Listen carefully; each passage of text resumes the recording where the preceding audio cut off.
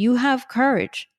Like, there's just not one human I know that doesn't have courage. They might be stuck in a certain, like, narrative, to your point, right? Thinking, oh, I only use that courage when it's a time of crisis.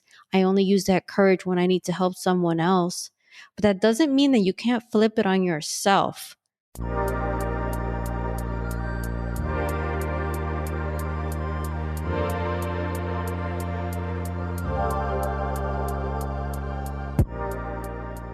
Welcome to Living Once Twice, a lifestyle design and personal adventure podcast. My name is Justin. Come with me as I'm here to help you chart your course for creating the fulfilling life you desire.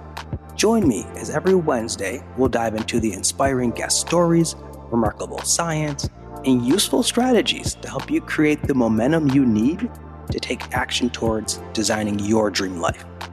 Remember, your dream life is waiting for you. It's time to go for it.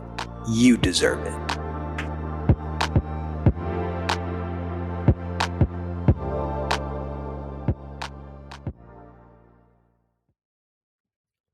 Greetings all, and welcome back to Living Once Twice, the place where we rewrite narratives, reinvent ourselves, and reimagine our lives. I'd like to thank you for tuning into today's episode. I'm very excited to bring on today's guest, Melissa Llarena. Melissa is a business coach, personal development coach, podcaster, and host of the show, An Interview with Melissa Llarena, and also founder of Career Outcomes Matter, in which she empowers working warrior moms to rediscover what makes them unique so they can pursue their ambitions with curiosity, creativity, and courage. Melissa, welcome to the show. How are you?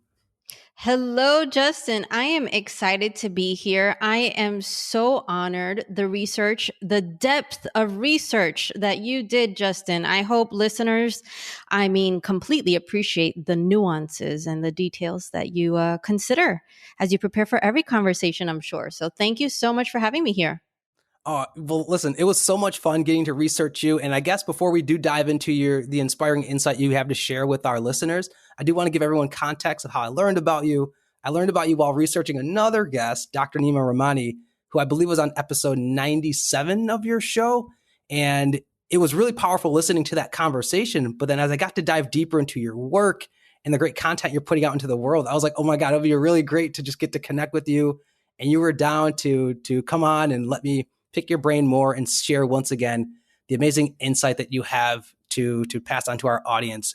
And I will say too, listening to your show and your work, it's really breathed fire in me in terms of continuing to pursue my dreams and also step up my game as a creative. So just want to thank you once again for all the wonderful energy that you're putting out to the world. Awesome. Thank you so much, Justin. This it helps to hear feedback. Podcasting, sometimes you don't hear listeners. So it's amazing to hear that from you. I appreciate it. Yeah, no, you're just making an impact. And so, Melissa, there's so many layers of insight that you have to share with our listeners, especially regarding living courageously in spite of our fears, also the power of our creative spirit, and then ways in which we can use creativity to awaken our spirit and really reclaim our dreams and our destiny. But before we get into all of that, I actually want to start in a different place because I know you're from Queens and I'm a fellow New Yorker as well from upstate New York, but you live in Australia right now. So I'd love to learn more about like that transition and what led to you moving to Australia, because you're living in the lane of being bold and daring. So I think that just really sets the tone. But could you just give more context about how do you go from Queens to Australia? I wish it was a straight line. Let's just put it this way. Every time I have to renew paperwork and just write out the addresses that I've lived in for the last 10 years, it's like I need multiple pages for that.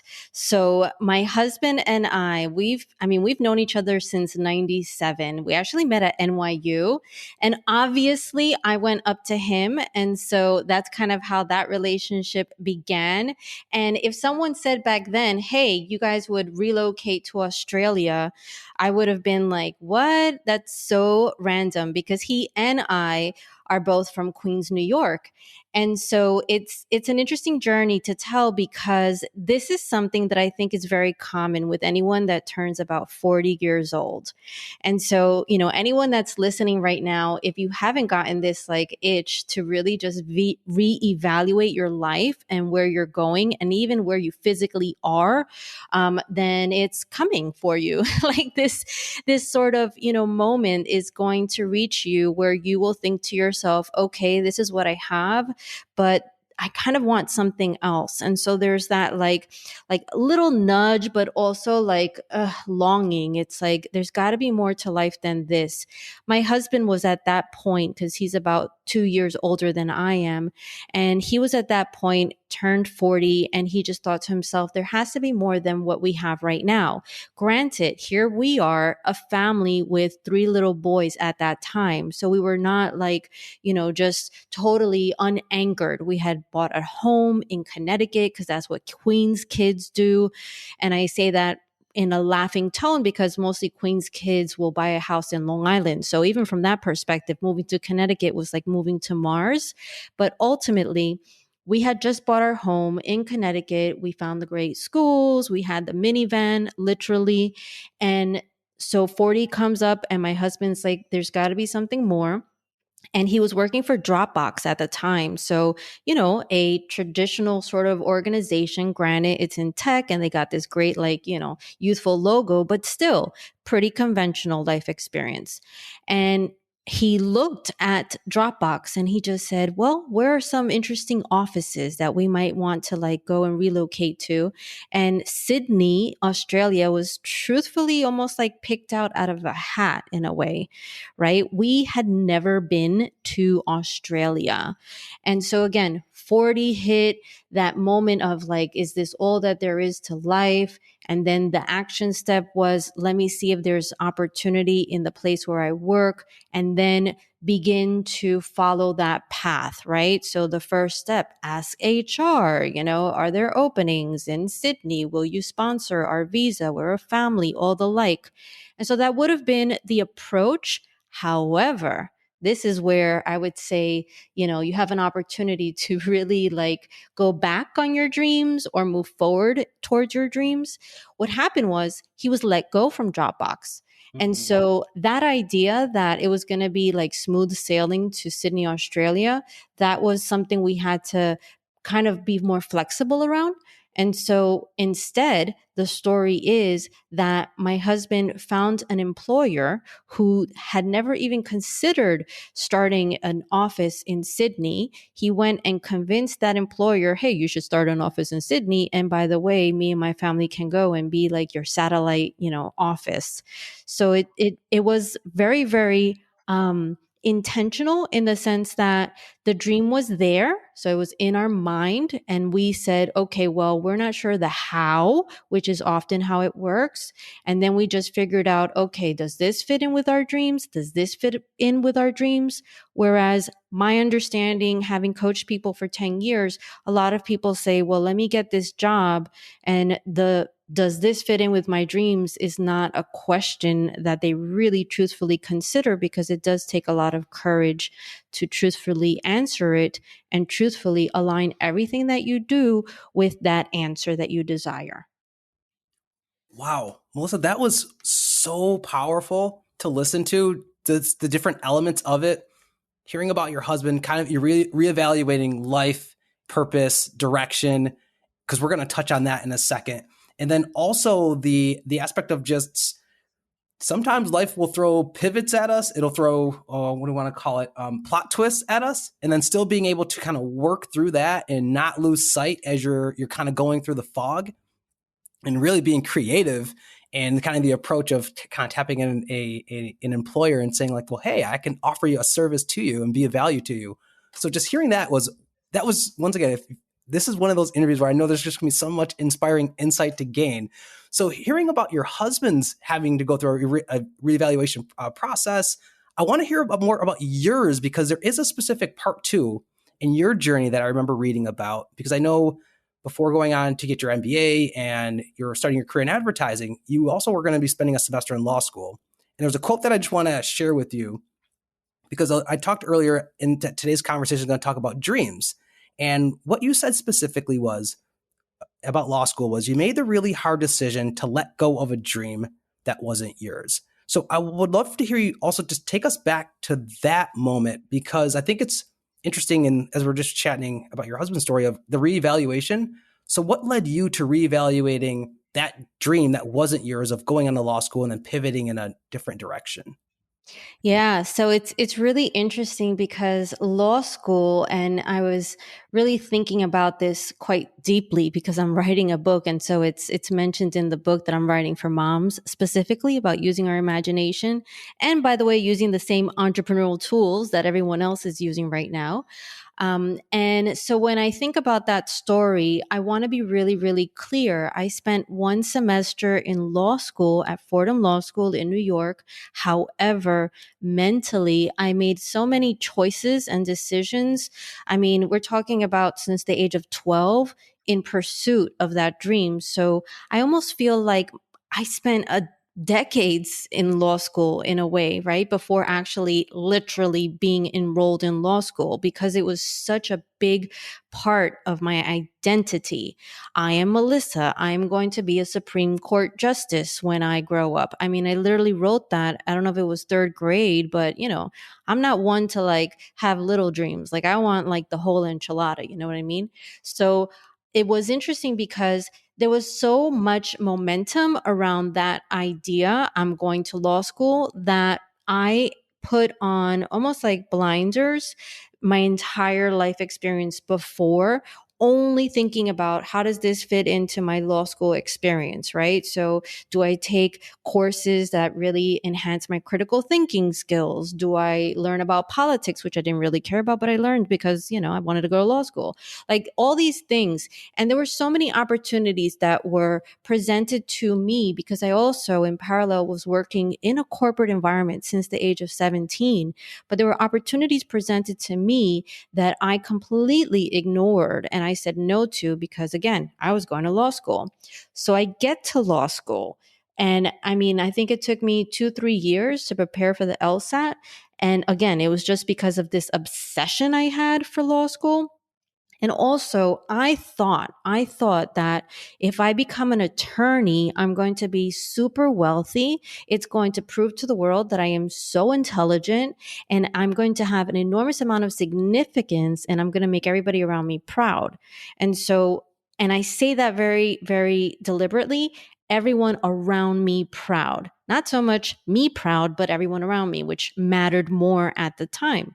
So get to law school and then I'm just bearing witness to just like a lot of like silliness or foolishness, to be honest.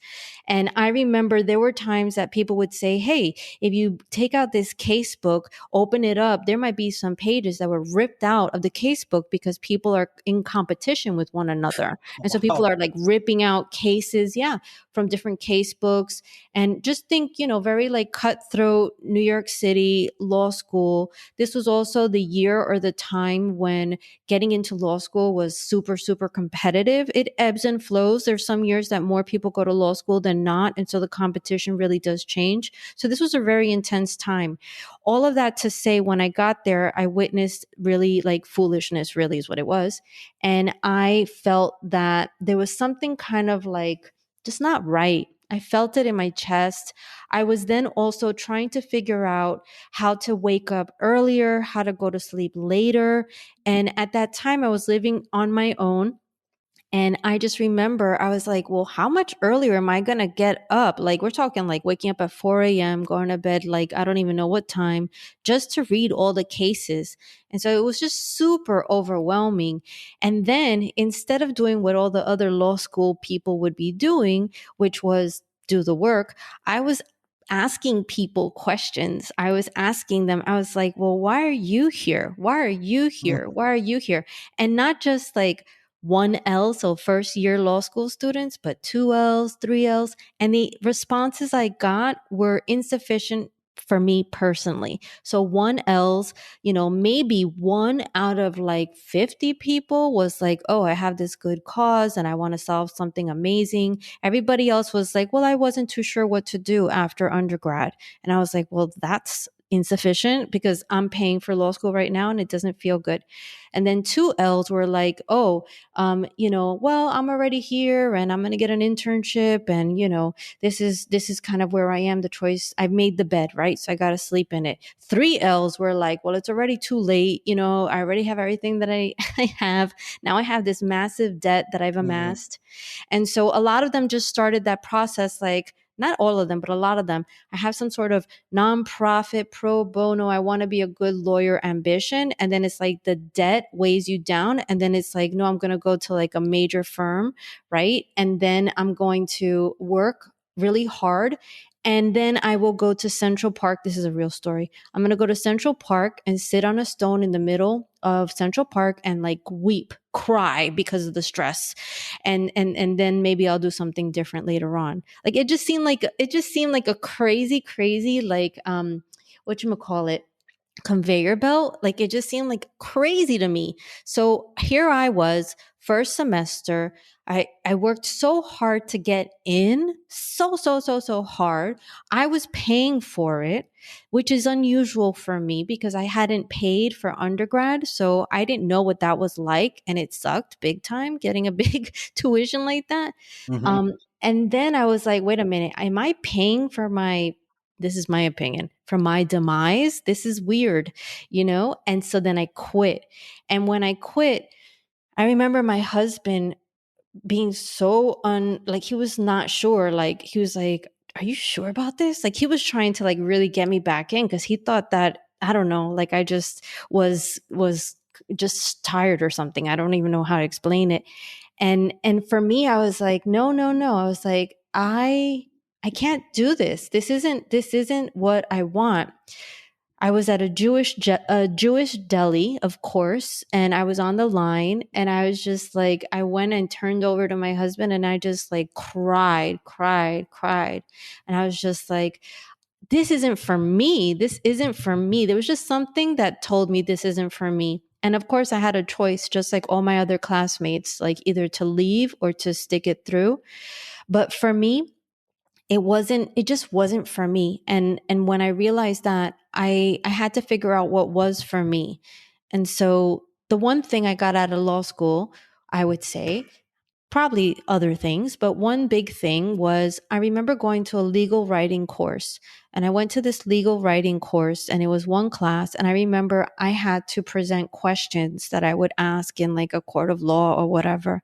And I remember my questions, I worked so hard putting together those questions because if there's one thing that I've been taught as a person in general from my parents, it's to ask questions that are thoughtful and ask questions that are that you really cared to hear the answer to, right?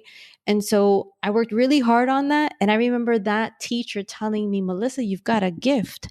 You've got a gift. Your gift. Like I like the way you ask questions, like that is your gift. And I remember to myself, okay, how can I monetize this gift? Because in my mind, that's all I was thinking. Forget about it being from like a higher power or like helping the world. All I thought to myself is I have this like, bill from law school and I've got a gift and I've got to use it. And so like, how do you use it? And so that's how my journey began in terms of like the next step. It was like, okay, let me talk to people that seem to be doing really cool things and ask them like a bunch of questions. However, this time I'm actually going to listen to their answers, unlike the law school thing when I didn't care about their negative experiences and I just had those blinders on. So that was the moment for me. It was just like it was a feeling. You feel something's not right.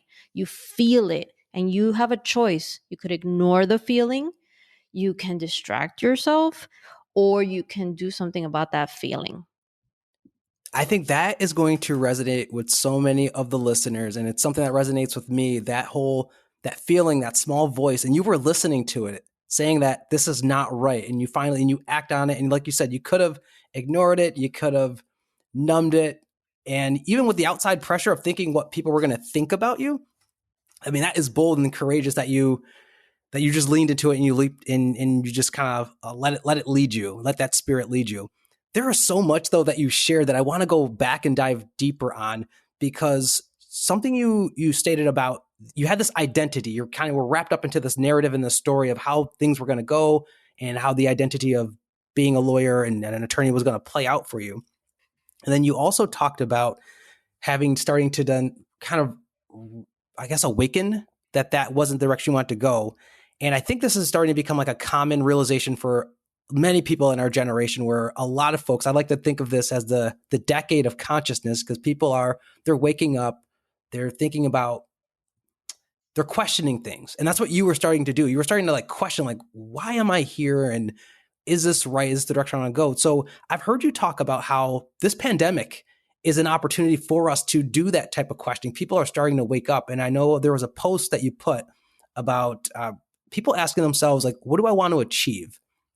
And I guess what I want to ask you is, for many of us, because of these identities that we've gotten wrapped up into, or these scripts that we've lived out that were based off of, similar to your story, what others would think or what others would be proud of us for doing, I'd love to hear you share, like, why have so many of us maybe struggle right now of asking ourselves, what do we really want? Or we've gotten so wrapped up into outside narratives or expectations of people that we once again have lost what we truly desire, what we truly dream about.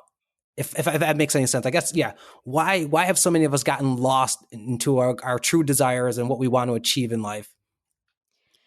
There's different ways that I think about that question, because my instinct my instinct tells me that a lot of us were taught to second guess ourselves. And a lot of this comes from being a child early on. So, for example, if you had an opinion, depending on your household, you were either respected for your opinion, or you were told, hey, kid, you are not allowed to have an opinion here. And so I think enough of those instances that you're exposed to as a kid starts to get you to a place where you might not feel that it's safe, for example, to share your opinion, even if it's like your truth. Because you might, in the back of your mind, think to yourself, well, in the past, I've gotten in trouble for sharing my opinion, or I've been told, hey, don't speak, it's not appropriate, or whatever. And so that's the child sort of experience that I definitely have experienced personally. And then you go into corporate. So from a corporate perspective, or from even working in a, higher ed or a nonprofit, or, any place that essentially someone else wrote the rules for, right? So just looking at it from that perspective, if you weren't the one that was literally writing the rules, you have to then go into any sort of environment and understand what rules are at play. So in that scenario, when you are adjusting yourself in a particular space in order to sometimes just get through the day, to be honest, forget about thriving, but just surviving and not having like a bullseye target on your back so that you're fired and stuff. Um, then that's when you start to almost outsource, to be honest, this inner wisdom. It's kind of like, okay, my boss must know better than I when it comes to how to whatever maintain the integrity of that P&L.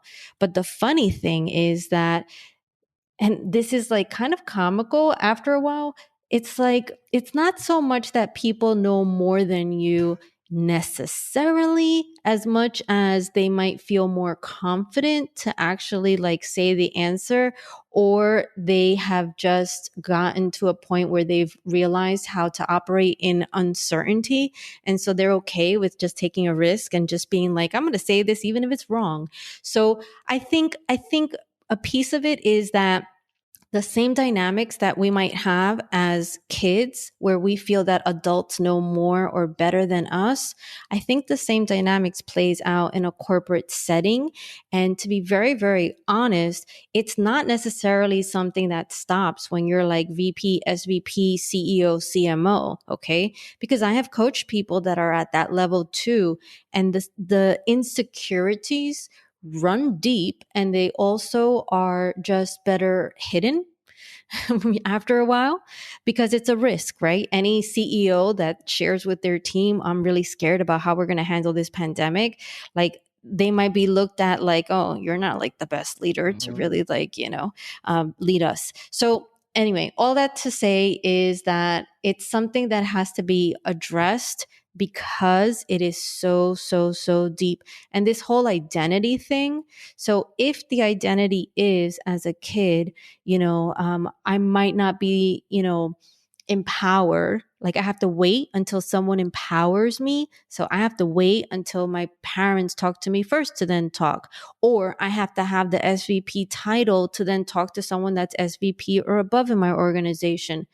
Call it what you may. It's the same dynamics at play. If you're waiting for permission to be anything other than your job description, then you're going to be waiting a very long time. And B, you actually don't need permission, but you are correct. You might actually have some risks that you're going to have to manage and work through. So I think that's a piece of the puzzle. Like my identity as someone that was going to be an attorney, I actually had a choice. Like, okay, maybe I have been saying this for like 100 years, but am I okay with sounding like a hypocrite and then all of a sudden changing my mind? Am I okay with that? And for me, I had to be okay with that. I'm not saying it was like day one, like, oh, I'm leaving law school. Happy Melissa can now be whatever she wants to be. It wasn't that simple. It's a journey. But I would say that once you start noticing that the identities are a bit more like flexible, it's not like a total anchor, then that's when you can play a little bit more with what's possible for you. And then you could try things that might feel a little bit like different, new, or scandalous, given your life experience. And you might actually fall into things that are more interesting and true to you. Once again, I love this story. I appreciate your vulnerability and just walking us through that decision. And one more thing I wanted to touch on was you were talking about the thinking about what other people were going to think of you. And I know it could kind of, for some of us, be a dream killing narrative. Like, what's the outside world going to think? Mm. I'm just curious to learn. Did you find that when you did tell people who you may have thought had a judgment on you that were close to you, of your decision, was their reaction different than maybe what you had feared it would be? Did you find anything different that was like, oh, this did not, they reacted a lot differently than I expected them to think? And so what was I so caught up in that narrative about, or whatever the fear might have been? I'm just curious of what did you find as you were starting to share that with those close to you? I would say, I expected people to say you're a quitter. I expected people to say you can't handle it, and what I did get was kind of two things. One, people were just curious, they just wanted to understand why. And so it was as simple as answering that question. Well, here's why. And at the same time, people then started saying, wow, you're courageous, because again, I left a lot of 1Ls, right? First year law students, 2Ls, 3Ls who stayed there, and they themselves didn't have this like earth shattering answer for why they were really there. So I left people behind there, you know? And so people were like, wow, you're really courageous.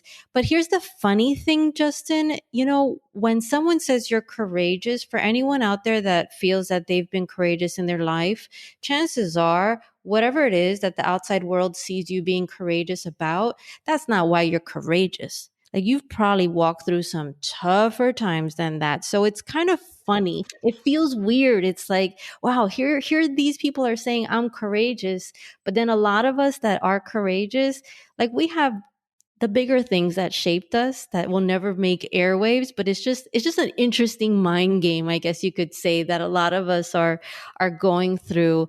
And I think it's worth considering that if you do make a life change, if you do decide to turn around and head in the opposite direction, even if you're in medical school, okay, like if we think about like some professions that truly like lead you down a long path, even if you're on that path, I still say that you're better off truly wanting to be in that, OR than kind of like I have to be in this OR because I have to pay my medical school bills.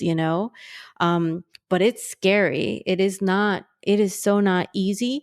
And the people's reactions, to be honest, anyone that reacts in a way that's not favorable, a lot of times it's really on them. It's really their own insecurities and them, to be honest, them actually saying to themselves, like, damn, I wish I could do that in this particular category of my life, but I don't dare, you know? So there's a little bit of that going on sometimes.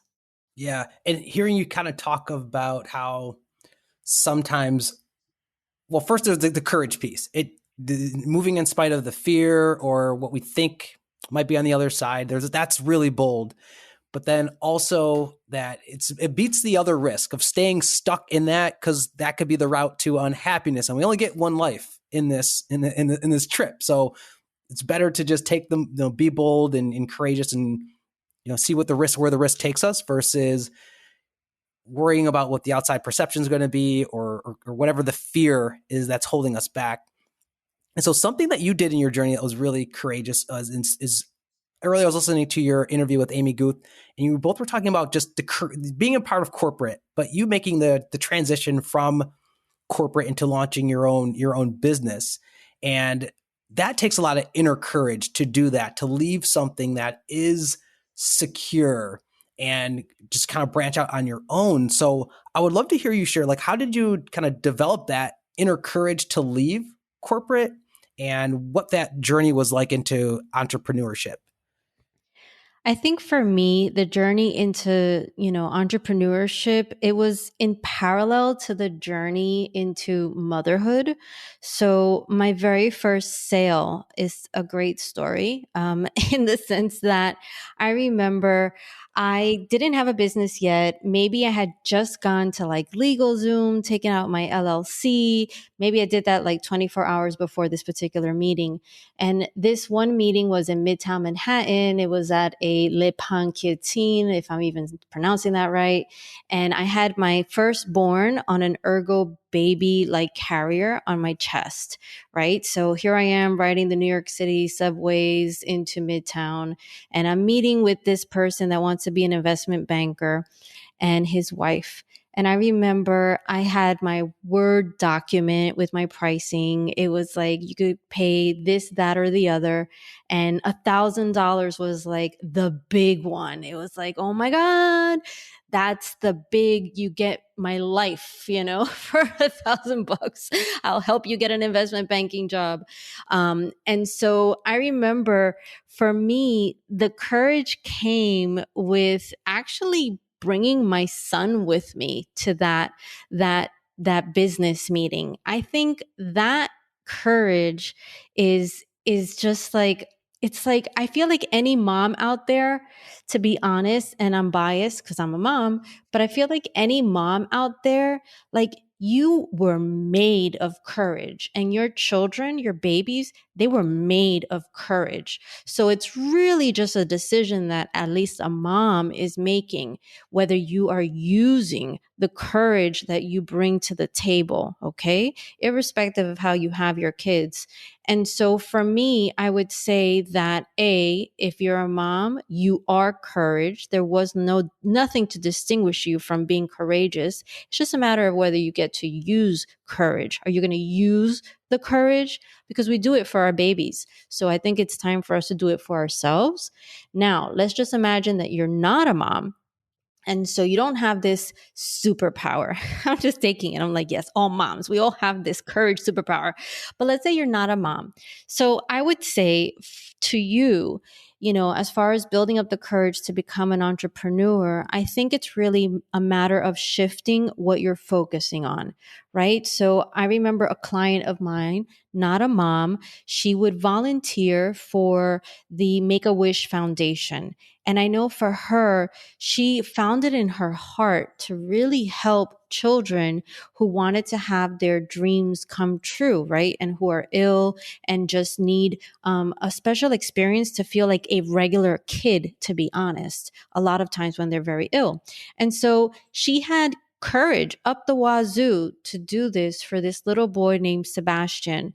And she was like, yeah, I will call all my contacts, New York City Police Department. They're going to create this like jail cell and we're going to have a whole experience that's going to be fun. The kid had creativity. So Sebastian had creativity. He wanted something special. I don't know if it was his birthday, but anywho. So my friend went and pulled out all the stops for this kid. Talk about courage. Like, here's this person like working in a retailer that she's like a head of PR person, and she's using all of her resources that she has in order to make this kid's experience like fantastic. So now translate that to doing something for herself. Where's the courage there? Where's the courage there? So anyone that's listening, first of all, you already have your antenna tuned in to bettering and improving your life. So there's something to be said there, because if you didn't have courage, you wouldn't even want to see what's possible, because it might bring up some feelings in you of, I'm not there yet. Right? So just to see that, just to have the awareness that something more might be possible takes courage. So what I would say in that scenario, and you want to be an entrepreneur, it's just a matter of like application and thinking to yourself, well, if I'm not courageous, who's going to miss out on the gifts that I've been giving? So for that client, for example, I kept telling her, I was like, stop thinking about yourself. Think about the other Sebastians. Stop thinking about yourself. Think about the other Sebastians, because she wanted to work full time for a nonprofit, basically, as opposed to for a retailer. So that's something that you can use as far as like focusing on the beneficiaries of whatever it is that you want to put out there. It could be the listeners of your podcast. It could be like the viewers of your YouTube channel. It could be, the clients of your coaching practice. It could be the people that receive the app, that you create or whatever. I mean, you have to just think about the end user, I guess you could say, in a way, right? Beneficiaries of what it is you want to put out in the world. And then it's a matter of using the courage that you do have. You have courage. Like, there's just not one human I know that doesn't have courage. They might be stuck in a certain narrative, to your point, right? Thinking, oh, I only use that courage when it's a time of crisis. I only use that courage when I need to help someone else. But that doesn't mean that you can't flip it on yourself. It takes energy, though. That much I will say. It takes energy. And so I think as a mom, that is something that I do struggle with. It's like, well, I want to do this and that and the other, but it's like, how can I get my energy up? And so it's all a choice. You have courage, but you've got to use it for yourself, and you have to know that you're worth it. And so let's talk about that. Where are you in terms of how much worth you think you have outside of corporate, outside of that identity? Like being let's see, an account planner or something, like that's just like a function that you perform, but that's not all of you. Just because you're not getting paid for a certain talent or gift right now in your job, as per the job description, it doesn't mean that this other talent you have can't be commercialized. Yeah. I love where you're going here about courage, and that we have it in us already. We just need to activate it.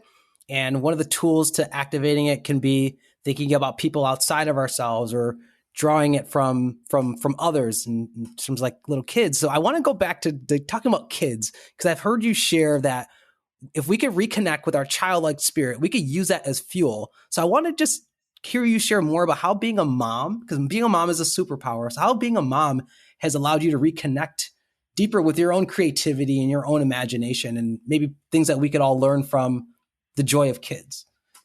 Yeah, I would say, first of all, and I want to just be super, super clear because I was thinking about this earlier today. Being a mom and being a parent and having children, I am never going to sit here and say it's for everyone. It is not for everyone. And I'm saying right here on the record for the world to hear that you have to want to be a parent for at minimum of 18 years. It is not like one accomplishment, check mark, I gave birth to the kid. So realize that. And anyone that makes you think you should have a kid before you feel ready, just ask yourself, okay, wait a minute. Are they going to be like my consistent babysitter for free? And when things get tough, are they going to save me? If the answer is no, then go back to that inner wisdom that you have and make the choice depending on what's good for you. Okay, that being said, so I had to say that because I think it's important. In terms of children and how they have helped me reconnect with my inner childhood, well, it's an interesting dynamics because I am literally like Smurfette because they're all boys. I'm the only girl in my entire home. So I have three little boys, identical twins that are 8 and a 10-year-old that is a singleton. So if you don't have a twin, you don't know that word, but it means, you're the only one or whatever. So point of the matter, being a mom of boys, something that I don't have, and I'm not trying to have either, is I don't have someone that looks just like me and is a girl. I think that would be a little nuanced. I think that might give me a completely different life experience. But that being said, through my boys, what I have learned is how to deeply trust and love men or boys or the opposite sex or gender, right? Because I think a lot of women, some of us have had mixed experiences with the opposite sex, and it's been a tough journey. Some of that is why a lot of us have courage, because we've had to protect ourselves. We've had to figure out like how to be strong in ourselves, right? In light of the environment in which we were born. So for me, that reconnection is very, very profound. It is beyond just like playing with their Pokemon cards and, watching them play Mario Kart. It's more than that. For me, it's like, it's very deep from that perspective. But then at the same time, just the pandemic was a really interesting experience. In Australia, we had lockdowns that were very long. So the last one was about 106 days. And I think every mom was counting. So it was 106 days in Sydney. Melbourne was like more extreme. And because of that, I really got to use like my imagination. I really got to use my creativity. I really got to use all my parenting skills from like, the last 10 years, because I had to not just keep their attention. I also had to like make sure that I was like the referee, because everybody likes fighting each other like over and over again. And I had to be like the lunch lady, and I had to be, the boo-boo band-aid finder, right? Like you have to be everything. And the pandemic was no different. It was just like kind of like I don't know, just like on drugs, right? It was just like crazy intense for a lot of moms. And what I realized then was I actually get to play with them. That was something that I realized. I was like, wait a minute. Yeah, I'm the mom. I'm the one that's like keeping order here, and I'm the one that's teaching, but I actually get to also play. And so once I stepped into that role of like playfulness, which is who I am at my core, and obviously who a lot of us are as little children, once you approach it from that perspective, it can feel lighter, not as overwhelming, and it can actually be fun. So for me, I was like, you know what? Let's track the moon and the different phases for 30 days together. Let's go outside and let's look and draw the moon, and let's see, what time we see it, and all this jazz. And it became this like project. It's like, well, I have to homeschool them. So let me figure something out that I find interesting, or even like learning about Mars and learning about, the mountains that they have there. And just like, I had no idea about this stuff. So once I accepted that, well, we're here together, so we've got to get this done. But then B, like I actually get to play too, and maybe learn things that I didn't get to learn as a little girl. Then that's when things became easier. And I think that's also when I just said to myself, I was like, okay, I'm still kind of a kid. And I think that's okay. And I think that's almost like a life skill in and of itself, because it helps you in any moment that might be too intense otherwise. Oh yeah, I love that you emphasize that. And hearing you talk too about the Mars having mountains and stuff, you're sharing knowledge and expanding my own perspective here. And so this is great of how we can tap into the joy that kids bring and sparking our own creativity and our own learning. And to kind of stay with that mom point, because earlier when I read your bio, you talked about how you help working warrior moms. And you also put that disclaimer out there for those of us who aren't parents or ready to be parents yet, to just, there's no going back. So just be mindful about it. But to those out there who are parents or who are aspiring to be parents and thinking that they have to give up their own dreams for their kids, any thoughts that you would want to share with them about that? Yeah. So for me, I think we are sharing with our kids a bit of a blueprint. And I think the only way for them to have a good sense of how to truly build their best life is for them to witness us building our best life. Like it's harder to just tell your kid, "Hey, go be an entrepreneur," you know, go be a multimillionaire, go write a book, go do a triathlon, then literally you doing those things and showing them the hard parts and the good parts and the in between, I don't know what to do parts. I think there's a big difference between just saying stuff versus doing it and actually having your child realize, oh, wow, a book actually starts out as like a blank Word document, or a business starts out like, a Google chat sort of event that I have to stay quiet for because they can hear me if I talk, or a podcast actually starts out with these like audio files and, oh, look at that. Mommy can like cut stuff and make stuff louder. Like there's this behind the scenes that they will not get if you decide to poo poo your own dream and not do it. And it's going to leave them in a place where they in turn might feel, well, the only way I can accomplish my dreams is if I have the entire thing mapped out and totally ready out of the box sort of, dream, right? It's like, because you don't get to see the behind the scenes on TV. You don't get to see the behind the scenes on, Instagram or YouTube. No one knows kind of like the production that whatever is out there truly was.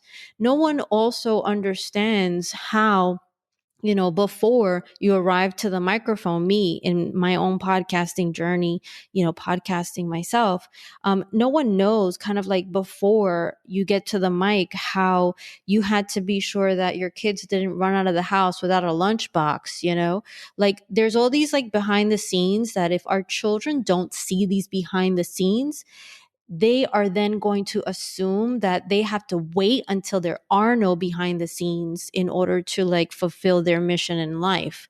And that's just not how it works. So if I have to do this in a sloppy, messy, I'm falling all over the place, my baby hairs are all out scenario, then that's how I'm going to have to do it. I can't wait until everything is perfect and ironed out to actually execute on my dreams, because my dreams, your dreams, a listener's dreams right now, it has a timestamp. Because if you think you're going to have more energy and more time when you're 80 years old and everybody's out of the house and you've done your career, then I don't know what you're watching, because that's not what I see in my parents. My parents are in their 70s. One parent is like watching like cop movies and is sitting down and is enjoying that. Another parent is in like physical pain from like back pains. So it's kind of like there's no optimal time. So if you're showing your kids, what it is to dream, you should also be showing your kids the process of, and this is what that means. I love that you're helping to rewrite that narrative out there that they can't live side by side, and that it's great to expose your kids to the process as you're going through it yourself. I think that is just so impactful and powerful for you to really share. So I thank you for giving people that context, and just once again letting you know, if you're looking to be a parent or you're currently a parent, don't hold back on your dreams for that. You can continue to bring it to life. So Melissa, before we get into our each one teach one section, one thing I want to chat about is just with the dream killing narrative. For many of us, we have these heroes and sheroes out there that we see living our dream life or doing that thing that we wish we could do, but we feel like it's too out of reach. It's not a reality to us, whether it be for our financial situation, we've got kids, how we grew up, you fill in the blank. But in your journey, though, of getting to connect with so many successful people, including Gary Vee, I guess the one thing that I would love to hear you share is for people out there who don't realize that a part of your dream or making your dreams come true will involve you getting outside your comfort zone and possibly reaching out to someone or connecting with other people because we're interdependent. We can't do any of this on our own. Is there anything that you could share with folks about getting outside of your comfort zone, reaching out to people, whether it be to expand your own network or to create a new existing network, anything that you've learned from your journey, because you've interviewed so many successful people, and I can only imagine you didn't know them all, and that had to be a little bit nervous. So anything you could share with people about, like, yeah, the importance of making new connections, and then if you are nervous, ways that they can get out over that hump to reach out to people that maybe can support them in their aspirations or whatever their dream might be. Yeah, I think the interesting bit there, it goes back to like an earlier point as far as being a child and being told when to talk and when to share your opinion. And then also being in corporate or in any workplace where you report to someone and waiting until someone gives you permission or that scope of responsibility becomes yours.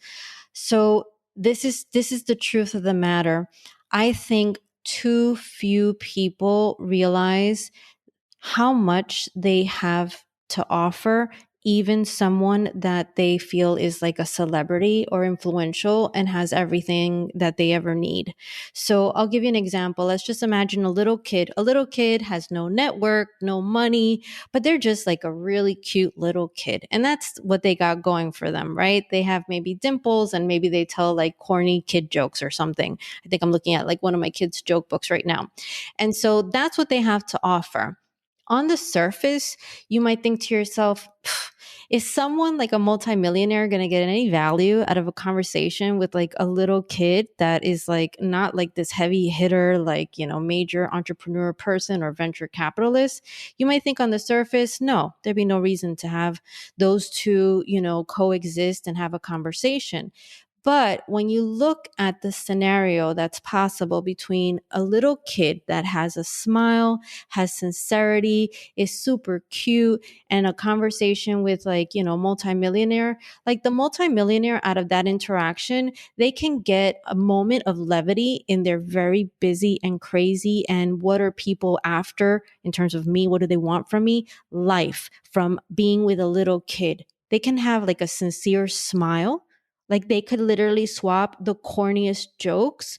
They can, the multimillionaire can reminisce about the time when, and I'm going to change the narrative. This multimillionaire is a woman in my mind, a mom. The multimillionaire mom might have a moment where she remembers herself in that little kid, as a little girl playing with her Barbies or something. And so there's value both directions, even in that interaction. Okay. And I think a lot of us, because we're conditioned to think that we need to have like big pockets or wallets or whatever, or big titles or degrees or whatever, we just assume that we don't have much to contribute if we don't bring all these extra things with us, relationships and all these other, I don't know, earth shattering ideas, business ideas. That's what we assume. So this way we hesitate to then talk to someone that's, forget about like a Gary V. And then you have me, a mom who was literally cooking rice and beans when my husband inspired me to talk to Gary V. But, like just one level in the corporate ladder. Like it's really interesting when someone is like, VP, it's like, oh, I could never talk to the CEO. Oh my goodness, what am I going to do? Like, I'm going to waste their time. I'm going to look like I'm begging for the limelight, the light, whatever. So it's interesting. I think that's the key. If you can get to a place where, and this is something that I've done with my clients through coaching, if you could get to a place where you realize that you have value, innate value, if you're sincere. I have to say, if you're going there with an agenda, then people that are influential, they can sniff you out. So obviously that's one thing. But if you're sincere, do you know the value of a sincere conversation? Do you know the value of someone listening to your story? Do you know the value of someone who actually takes a real interest in you and does research like you did on me, Justin? You know the value? There's value there. There's value there. And I think if you realize that you have value, and yeah, it might not look like conventional value, but it's real value, then that should give you more confidence to then reach out to someone like a Gary Vee, a James Altucher, a David Meltzer, Susie Batiste, Beth Comstock, all these people that I didn't know at all. I didn't come from a family that had, PhDs or anything. A lot of my family, like I'm second generation from a US perspective, but a lot of my family before 2 generations ago, they were like on plantations in Puerto Rico, Cuba. I mean, they were like really struggling just to get food, you know? They were deciding between throwing out a pair of socks that had been around since the Great Depression, and I mean, like, these are like the things that I don't think about right now, but it's like even they still bring value to the table. So if you don't think you bring value to the table, I could see why you're not talking to anybody else. But you bring value to the table, that's step one. And so you can get a coach, you could get a therapist, you could do journaling. There's a lot of tools you could actually implement to get to a place where you feel like you deserve a conversation with someone. And then, of course, don't waste their time, right? So that's the other side of it. Oh, Melissa, that's such great insight and advice there, and helping us to, once again, throughout this course of this interview, killing, or for us to address these dream killing narratives that we have, especially around reaching out to people who we think are out of reach, but letting us know that we bring value ourselves is such a great thing for you to share. And I appreciate that. So we're going to get into our each one, teach one rapid fire questions. So I have a few questions for you, Melissa. Are you ready? Go for it. All right. So what is one book or resource that you would recommend to everyone? You know what? I like The Artist's Way by Julia Cameron. I don't know if you've heard of that one, but that one actually helps you be more attuned with your creativity. So my podcast, for example, I talk about creativity, curiosity, and courage. So from a creativity lens, Julia Cameron's The Artist's Way, that is a great book to really just rediscover yourself as a creative human. Now I'm going to write that down. I've heard of it, but I have not had a chance to purchase that one. So thank you for that recommendation. So speaking about getting back to self, what's one self-care or spiritual practice that has been really impactful in your lifestyle design? So I would say for me, what I've been doing Saturday mornings is going on a beach and meditating with a community that does the same. So they're called the Sit, and it's here in Australia. So it's super like specific to Australia. But meditation, and not guided meditation, but like truly the kind that you have to listen to yourself for 20 minutes. And I do this on Saturday morning, 6:30 a.m. at a beach. It's super epic, by the way. So if anybody wants to see my reflections, just at me on Instagram, Melissa Llarena. But yeah, meditation is it. I love it. I'm a huge fan of meditation, so I'm right there with you on that. So, Melissa, if you had to make one law or policy that everyone had to abide by, what would it be? Mm,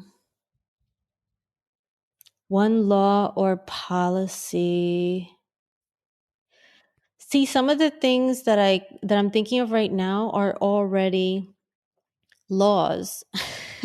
But it's like I feel like they need to be like highlighted again. But nah, let me not think about that one. So instead, what I will say, a law or policy. I mean, I wish that moms were paid $150,000 a year for being a mom in terms of real compensation for real work that we do. Mm. Moms are MVPs. So shout out to all the moms, including my own out there. I appreciate that one. So I know they're going to love that answer, by the way. And so, Melissa, the last question that I'm asking all the guests this season is, if there was one thing that you could leave the world, what would you want us to take away from the legacy of how you lived your life?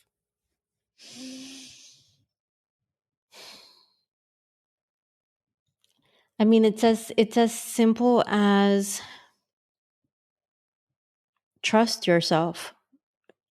Just trust yourself. It's like for me, my journey has been a lot of like trusting other people, and it's a really hard journey for me.